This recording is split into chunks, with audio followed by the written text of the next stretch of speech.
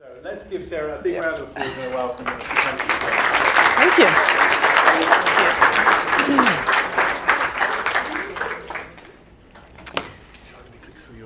It's okay. I'll move it on. Yep.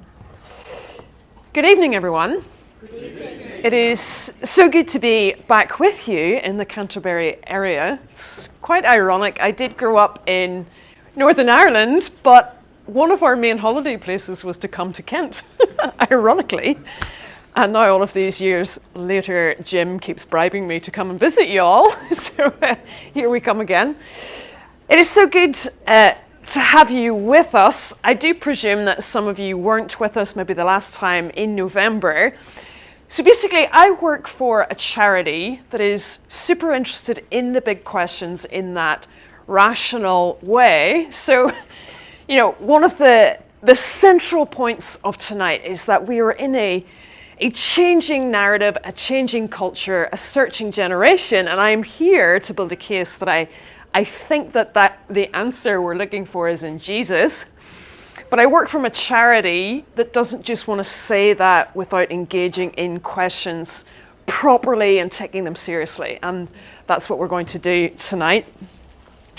So that's the point that I'm going to make, that we are in a changing, shifting cultural moment, and I'm making the point that the shifting, changing narrative is reaching out and searching for truth that I believe to be Jesus, but I'm going to build that case. So I'm going to discuss some of the spiritual pursuits that we are seeing occurring in our society today, and you and I both know that that looks very pluralistic. It's not just one spiritual search. It is sometimes quite chaotic. It's very much an individualized spiritual pursuit of choice. So we're going to have to deal with that particular question. Can truth be privatized and personal versus should it be something more corporate and something exclusive?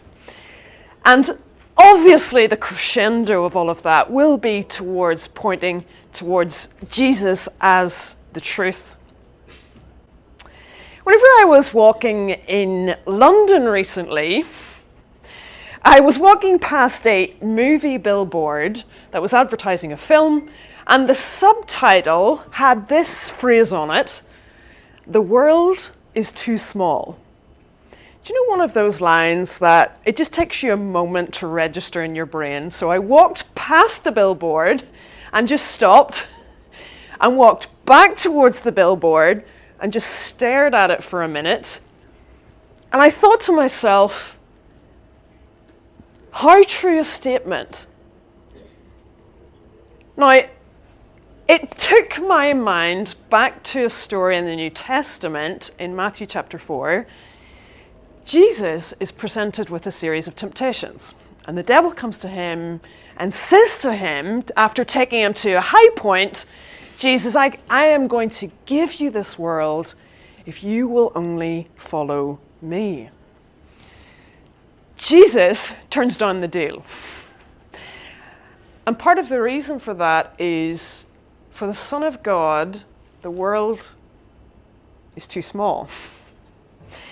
But the biblical plan for the world still includes it and still thinks the world is very good. Genesis 1 opens up. If you were there in November, this is one of the things that we looked at in the Genesis narrative, is that unlike the Eastern tradition that's escapism, according to the Bible, God thought it was a really good idea that he made a world and that he made you a physical being and a spiritual being, that is a really good idea.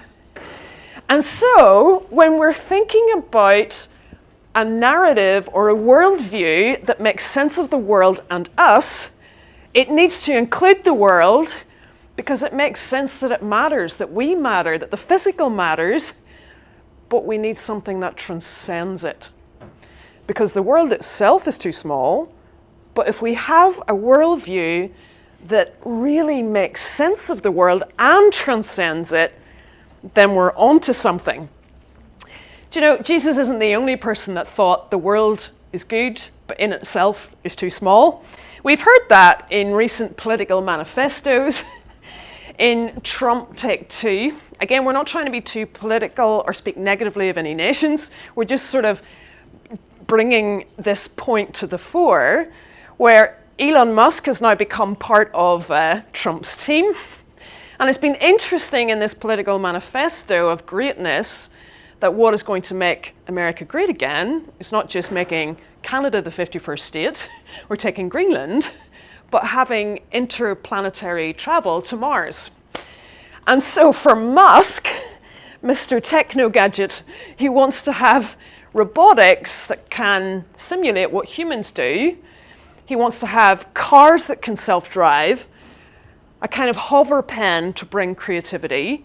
And by inhabiting this red, dusty planet, it means that our hopes transcend all of the issues that are affecting our own planet. It transcends hope. But it will be interesting how inhabiting the red planet in suits, protective suits and habitats in a dusty planet is the ultimate rescue plan that we can think of for ourselves. And so at this point, it at least points us interestingly to where are we turning to for hope? Is it only into the optimism of technology, or is it into a spiritual pursuit as well? Now, I have seen 2 movies in the last 2 years. Haven't we just become completely and utterly digitalized with watching all kinds of streaming things at home? This is one of the movies that I have seen recently in the cinema. Can you stick your hand up if you did go and see this, or you've seen it at home? Okay, quite a few of you. Yes, it is still a show, but it's obviously been made into a blockbuster movie as well. And whenever I went to see this, I'm quite the musical fan, I was a bit outraged. I don't know how you felt about some of the narrative, but basically it's telling a story where in this magical land, there's a good witch, Galinda, and there is an evil witch called Elphaba. And the story starts to make you mad because the one that's branded evil is the one that has the sense of justice. The one that's branded evil is the one that's standing up to corruption. So basically the story goes along the lines of, in this magical land, there's been accusations towards certain characters, and there's manipulation, there's oppression. So basically she thinks, if only I can get to the Emerald City and see the wizard, then he'll be able to use his powers to set Oz free. So off the 2 of them go, and they go to meet the wizard, only the story turns out that this wizard, who they thought all-powerful, has no magical powers at all. And not only that, he is the one that is setting off the oppression in Oz. What a parallel for where we are in culture with God. Because this is how England in recent years is thinking of the God that Christians present. Christians say he's all-powerful, and we're asking, where are you? Where are you in our world? Why do you let injustice happen? So one thing is his power, and the other question we have about God is his goodness. Now, what was making me confused in this narrative is Elphaba's the one that's accused of being the evil witch. She's the one standing up to justice. But recently I rewatched it on Amazon, and there's a detail that I missed the first time round in the cinema. And that is at the end of the film. Sorry, I'm completely spoiling it. If you wanted to watch it this weekend, well, I just ruined it. Basically, she, towards the end, is turning to the mystical and the magical in quite a frenzied state as she is fleeing corruption. And this is a really key element because it's drawing out, what is it that defines us? Is it that we come from a rich background, a poor background, a favoured background, or an oppressed background? Or is it where we turn to for hope no matter what our background is? Because this little moment where she is facing oppression, she's turning into the dark spiritual forces in a frenzied response for hope, for justice, for protection. This is a very key moment because she's searching for something to bring hope in her suffering. And this is where we are now at in England, is a changing tide, logically and in experience. In the logical side, I was sharing earlier today that certainly when I was growing up on the campus, the university campus, Richard Dawkins' The God Delusion was just published. The new atheist movement were all in the rage. The talk that I gave in November about the rise of science, meaning the death of faith, that was so much the conversation when I was on the university campus. But now, the new atheism is, drum roll, thanks, thank you, is agnosticism. This is where atheism is going, is in a much more measured, let's talk about it, let's get the questions back on the table, let's search, let's explore. There is a much more openness to the conversation in the logical space. If you know this guy, Alex O'Connor, I think he epitomizes that. He himself, when he was studying at Oxford University, had been influenced by the new atheists. Now as a graduate, he's starting to see that as straw manning people, and he's much more measured, which I think is typical for where the logical space has now transitioned. And we're also seeing the change in the spiritual realm as well. Again, the census of 2021 is misleading because so much is being said that for the first time Christianity has now fallen below 50%. But what people aren't discussing is the rise of agnosticism, people being open for God, people being open for the questions. What we're seeing is a tripling pursuit of the mystical and the magical, aka via wicked kind of stuff. We're seeing a huge rise in that. And this is a really interesting typical article that's been published by the Times. Christian Apologetics is the author. He's somebody that's very interested in the activism space, and this is something that he wrote as an article, that Gen Z are spiritually searching. They are pursuing, they're exploring. And that does look like all kinds of things, but they are half as likely as older generations, such as millennials, to say that they're atheists. They do not identify as atheists. Many are identifying as spiritual, even if that is sometimes chaotic or a personal individual pursuit. I think this movie is where we are now. So this is the other film that I saw in the cinema in the last 2 years. Didn't you love that you come for a movie review tonight? Who has seen Dune 2?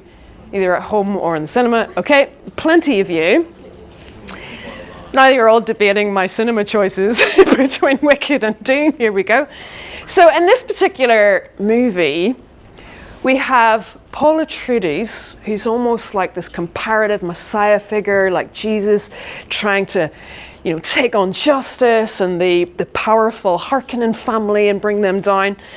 But there is also this syncretism throughout the film. There's themes from Eastern religion, themes from Islam. The author was reading into these various religious ideologies and weaving them through the narrative, as well as the magical and the mystical. So you have a group of witches. They have the ability through the voice to control other people by how they speak. And they're also fighting over something called spice in the movie, which is basically a psychedelic which will bring great value to whoever has control of it.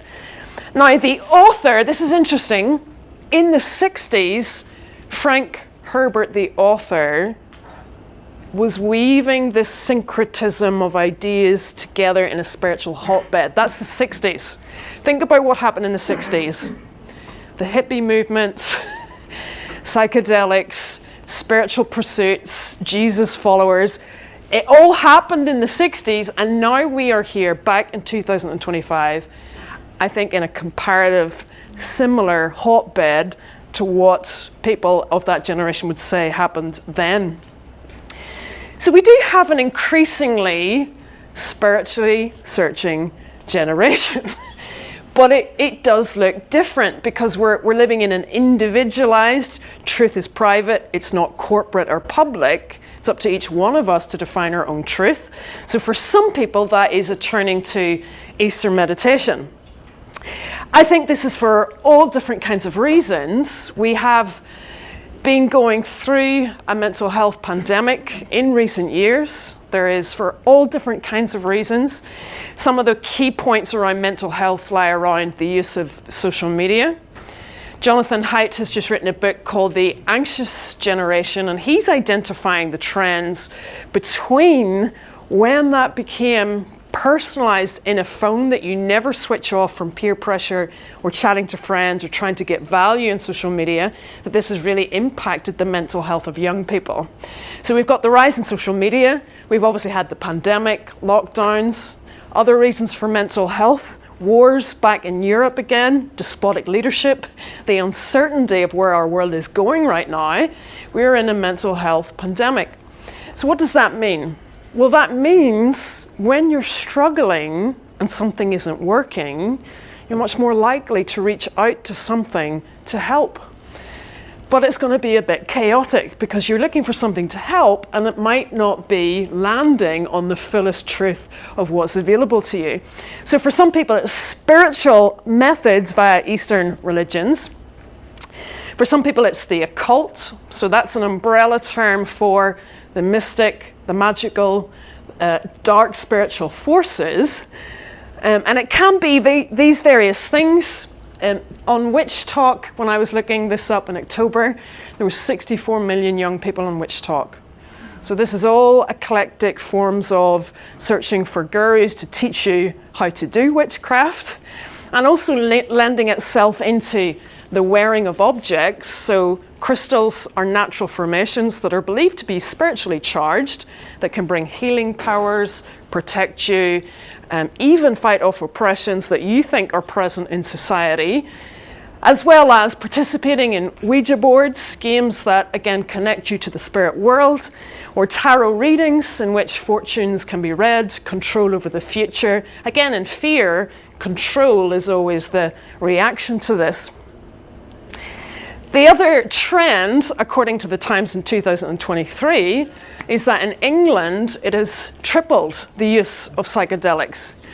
Now, what I want to be very careful of in this last example is that there is a lot of research in the medical field about advancing mental health treatments for depression. So I'm not commenting on anything to do with a doctor's research into mental health. We have to be very careful about that, and they will have to take responsibility for what they make legal in society. So I'm not commenting on that. I'm commenting on the trend that some people think they need to turn to something artificial in order to experience the transcendence. So somebody that's quite interesting around this space was Terence McKenna. He was an ethnobotanist. He died in around 2000, I think, and was one of the main proponents for this argument that actually artificial forces could open up transcendent possibilities. Two things I want to say at this point. One is, anything on this list that's a method or spiritually charged force, if it's not in Jesus, in the long run, will manipulate and control you. Now the thing is, in the short term, when you're struggling and when you're reaching and when you're pursuing hope, you want something to work. So in the short term, turning to these things may feel like it's improving your lived experience. There may be a feeling of improved wellness or lived experiences in your life. But in the long run, anything within the world is too small. It's limiting. It's not setting you free to the biggest, hopefulest, if there's such a word, story to set you free. And if it is a method, see, this is the thing about Eastern religions. They teach methods for the sake of the method itself. Because in Eastern religion, there's no such thing as a personal God wanting to know you in that personal way. It's just escapism. So they teach methods. They don't want to connect you to the loving presence of God. Jesus, in the Christian story, he is the one accessing and opening up the way into the presence of God as a person. someone to be loved, someone to be known by. And so in these spiritual pursuits, at this point we're drawing out, you can pursue a real spiritual pursuit that will either take you to a counterfeit or a method. Only Jesus has the ability to connect you to God and to set your life free. So let's deal with this second question. Can you not, in 2025, turn up to the great Kent campus and define your own spiritual pursuit? Because this is what we're seeing is the cherry picking, syncretized personal choice. No one can tell us what to believe. Now, the interesting thing is we're trying to cherry pick with other religious ideologies that don't think that way. Islam is not a worldview that offers itself up as just a personal, individual spiritual choice. That's not the world of Islam. The world of Islam is public. It believes that it should claim the public space. It doesn't regard other worldviews as equal. It is a truth claim over society. It does not think that it can be a mere add-on to something else.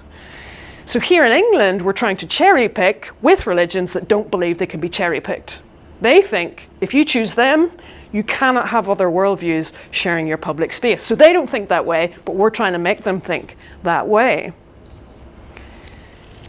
So when it comes to syncretism, this idea of different ideas, all equal of value, you choose yours, I choose mine, we can be pluralistic. These other worldviews are saying, we don't think that way, even though you're using us for your version of pluralism. One example of someone who argues pluralism, we don't want to straw man it, let's see why they think this way then. John Hick was a philosopher of religion. He was based here in the UK. He did teach over in America as well. He quite notably taught in Birmingham, the city, which, as you know, is very cosmopolitan, lots of temples, lots of different religions within that city. What he came to notice in working in Birmingham was the sincerity of believers from other religions, such as Islam. So he was a Christian evangelical, someone proclaiming Christianity is true, and he changed his beliefs into becoming a pluralist. So what he came to see as true was different cultures and national boundaries can have different ways of connecting to the divine. So how he explained that was, religions are only pointers to a spiritual reality. They're not literally doctrinally true, and they can interpret the path of God the best way they can. So how he explained this was, the spiritual realm, he called it the real. And what he says about us in our cultures on earth is that we're all trying to interpret what that spiritual dimension is, and we all have our cultural manifestations of trying to figure it out. So that means in England, maybe Christianity. If you're born in India, it's much more likely to be Hinduism.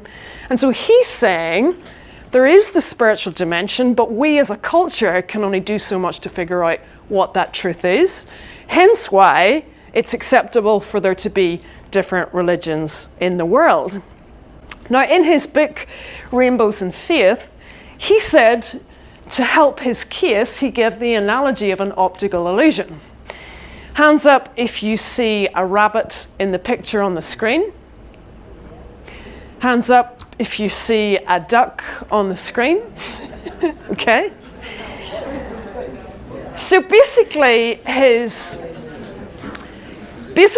argument is, if you've never seen ducks before, you're going to see a rabbit on the screen. If you've never seen rabbits before, you're going to see a duck on the screen. So he's basically making this argument that cultures and societies are a bit like this. We're all doing our best to figure out what the truth is, a bit like the optical illusion. However, I want you to think a little bit deeper with me than this in this example. Who's the other group in the story? So some people see ducks, some people see rabbits. Who's the third group? blind? No? What is the most objective way of describing what is on the screen? What is the most objective way of describing what this is? Yep. It's an optical illusion. Exactly. Objectively, some people might see a duck or a rabbit, but it is an optical illusion, and both are in the illusion, and that is the most accurate way of describing what's on the screen. And so, by analogy, he's trying to give a case for pluralism, but the reality is you still look at it objectively and say this is by fact an optical illusion in which you will see both. Similarly to this, I'm sure many of you have been given this example before. It descends from Jainism, which is a form of Eastern religion, whereby religious pluralists have often tried to compel their case with this analogy. And the example is that if there was a group of people positioned around an elephant and they're blindfolded, and again, if they've never seen an elephant, and maybe they're positioned around the leg, they might think it's a tree, like stocky. Maybe if they're around this part, they might think it's a spear, or this part that it's a snake. In other words, they're only partially seeing reality and truth, and therefore projecting what that truth to be. But we've already learned to see through these analogies a little bit. We did with the duck and the rabbit as an illusion. Who's the other group? You've got the blindfolded people around the elephant saying, it's a snake, it's a tree, it's a spear. Who's the other group saying? It's an elephant with some people that are blindfolded around it, right? Leave the blind. And so we can't get away from the fact that there is truth to the narrative, no matter how you grapple towards it objectively, towards your experience, there is a truth claim. And I think the late Tim Keller, I'm sure many of you knew his ministry, he spent a lot of his time as a minister in New York trying to clarify these misperceptions around tolerance. Because the positive thing of pluralism, like let's go back to John Hick's intentions, he sees the sincerity of Muslims. He wants to be tolerant towards people of other faiths. That's a good thing. We want to be respectful of other people. But this is also where it needs to be balanced. Because tolerance does not mean we all think the same thing. It means that we explain our truth claims and then respect each other as we engage in that dialogue. So the traditional definition of tolerance is, I have a claim to truth that I'm going to explain to you. You will then do that from your point of view, and because we're respecting each other, that is a tolerant discussion. That has now been reformulated into, if you think something different to me, you're against me. That's not tolerance. That is all of society is expected to believe the same thing that, let's say, social media has got hold of. So true tolerance means we do have claims of truth, we just are respectful about them. The other side to Tim Keller's explanation around this is that it's not an arrogant thing to share faith. You know, if Jesus is the person that sets people free, and he's not a counterfeit, and he's not a manipulation, he is the truest truth that someone can encounter in order to have the love of God, you're not out there simply to win an argument. You're there to share the love that you have encountered in God through Jesus. That is not arrogance. There was a scholar called Gavin DaCosta in the 90s. He did a lot of work around this particular point, and Tim Keller made the point off of the back of this research, but it's a very simple point, okay? Some people think that religious pluralism is more tolerant because you get to decide your individual truth and I get to decide mine. Way more tolerant, apart from one thing. It is a claim to truth in the same way as anything else is a claim to truth. Because religious pluralists are saying Christianity is not exclusively true. False.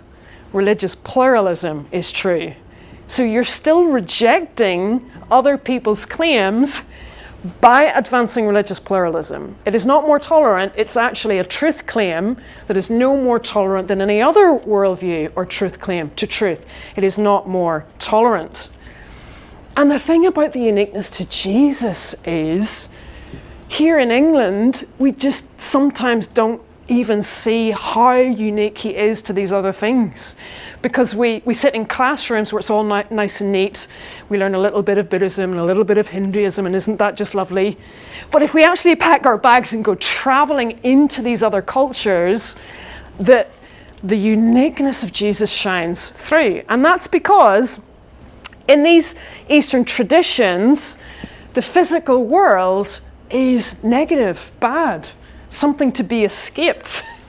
And nobody's going to do that for you. You've got to figure out your own way to escape it. And so Hinduism, for instance, over many years, it kept evolving with new waves that would bring new information for Hindus. But it is ultimately a worldview that is based on you will get what you deserve. Karma, as a principle, means that when you do bad things, that is going to eventually weigh up against you in the things that happen to you in your life. It is based on you get what you deserve, go on your own path of merit and try to set yourself free from that. Buddhism was an evolution of this, where the Buddha, he didn't like the caste system in Hinduism, but similarly was teaching these kinds of principles.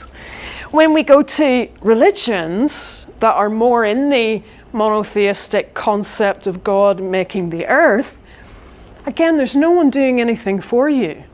The Prophet Muhammad, he dictates the Quran.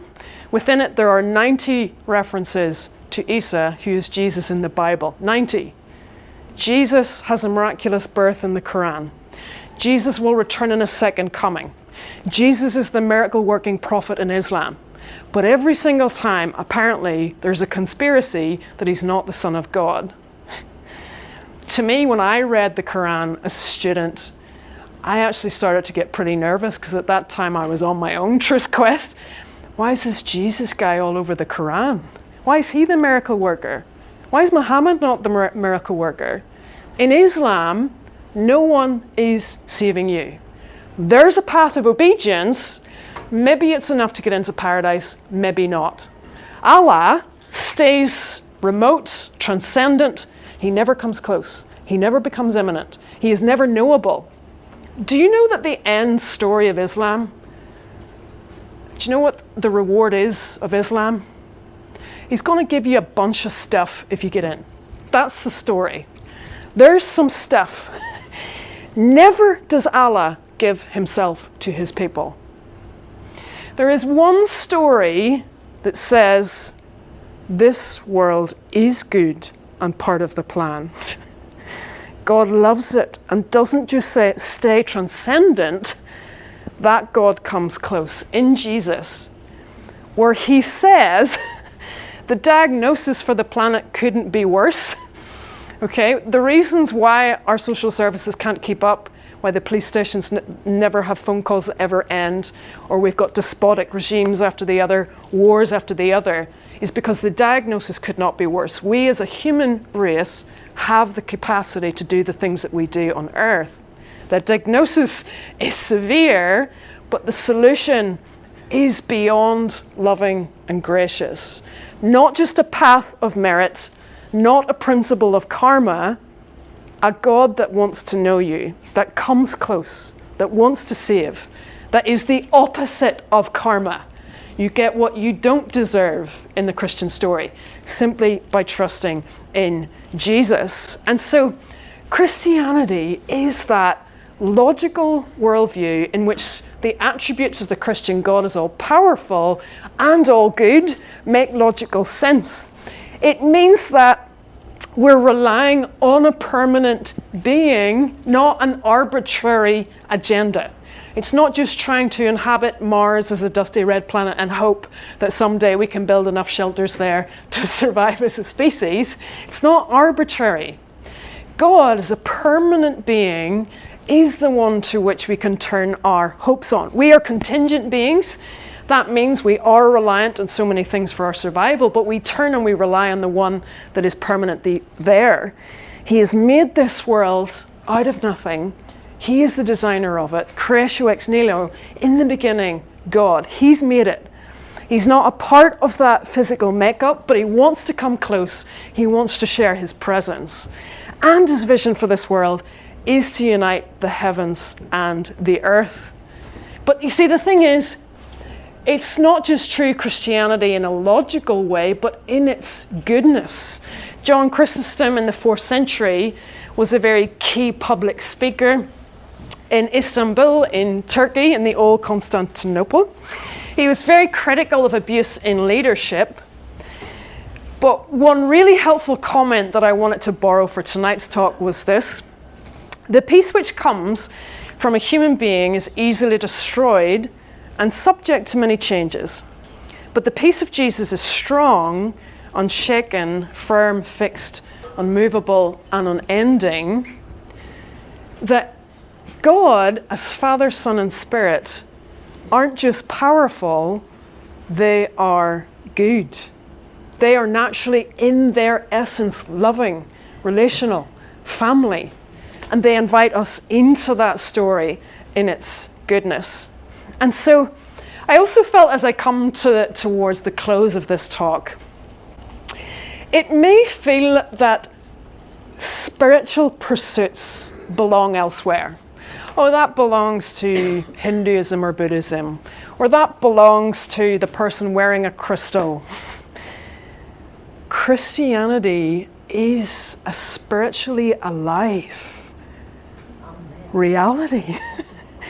It is not just sitting upright in chairs thinking our way into the heavens, okay? God says, I have made you body, mind, and spirit. Love me, yes, in your mind. Share the gospel, share the story with other people. But it is also something to be practiced, experienced, okay? In terms of the psychedelic trend that we have to artificially turn to plants for that transcendent experience, this is not what the Bible says. Before there was any Eastern gurus talking about meditation, the Bible is talking about meditation.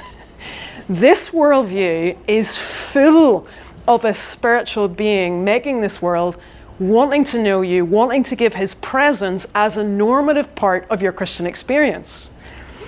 What sometimes we don't get taught in the Western thinking world is that there is a way to connect the holistic self to the God that made you holistic. So James K.A. Smith, the author, says, I think I'd mentioned this in November actually, you're not a brain walking around on a stick. You have a body, you have a mind, you have a soul. And so prayer postures have always been a way of integrating the spirit part of your being to God. We see characters in the Bible praying on their knees, praying on their faces, because they're activating all of their selves into the love of their God. Think about how Muslims who are, and again this is in a respectful dialogue, worshipping God face down even though it is misdirected, and yet Christians sit upright just thinking. And I think maybe we're in the changing society where God wants it to be real, that he wants us to get back to the genuine authenticity of loving him. And maybe that is reactivating the practices of our monastic background into submitting our whole selves before God. And so this is to say, spiritual practices do not belong in other worldviews. Christianity is an enchanted, alive experience with the loving God that wants to know you. And so as we come to a close, yes, there is chaos, I think, personally, in all kinds of spiritual pursuits. But there is an interest in what we've talked about tonight. SPCK, very common publisher of Christian Bibles, talked about an 87% increase in Bible sales in the last 5-6 years. There is an interest again in the reasons for our being. And so yes, there is chaos, but there is also that genuine search of what is true. Bibles are being purchased. I started with the slide that said the world is too small. Genesis 1, the earth is good. Revelation 21, as we close the Bible, it says, I will make this earth new again. I will make the heavens and the earth reunited. The point of the Christian story is not to escape into a cloud to play a harp. The story of Christianity is to make this world new again and for God to dwell with man, both physically and spiritually. So when it comes to spiritual pursuits, don't settle for an imitation and don't settle for a counterfeit. Why? Because it'll be too small. Put your trust into the one who came into that world to give you the world back in its context, but to transcend it by connecting you to the Creator who made that world. In itself, the world is too small, but when it meets with God's presence, it then becomes alive with the love that He has for you and for the world that He made. Again, do check out, I appreciate this is one question we're looking at tonight, our website and YouTube channel. I've got tons of questions on there, so if you want to get thinking, do search the YouTube channel. We also have a youth apologetics. Again, that might be helpful for you to check out. If you want to also just take a picture of the QR code here, again, that can connect you to some resources that you may find helpful. Jim has been so helpful to me in this event, and he has helpfully laid out some flyers that can give you more information into training courses or to resources that can hopefully help to engage you in some questions. And I'm going to hand back to our hosts. Thank you.